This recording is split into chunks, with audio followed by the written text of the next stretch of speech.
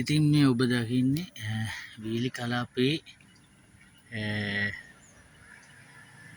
සරුවට හැදී ඇති බෙහෙත් නෙල්ලි ශාකයක් නෙමෙයි. මේ කොළඹට ආසන්න වස්නාහිර පළාතේ කැලණිගම් මිටියාවතේ මගේ නිවහනේ ගේ ඉදිරිපස මීට අවුරුදු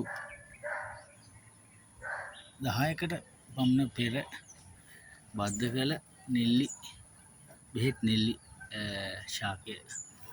ඉතින් කියන්න සතුටුයි. ඇස්වහක් කටවහක් නෑ.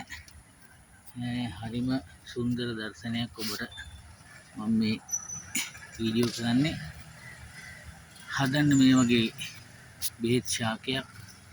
මොකද මේ ගහේ ගෙඩි මේ ගමේම සියලුම ජනතාවට දෙනවා. ඉතින් ඒ දෙන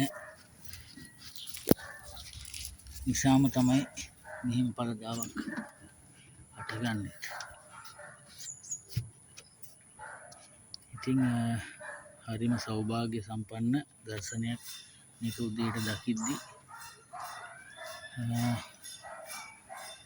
හැම කාලයකම මේ ගහේ ගෙඩි වරනවා.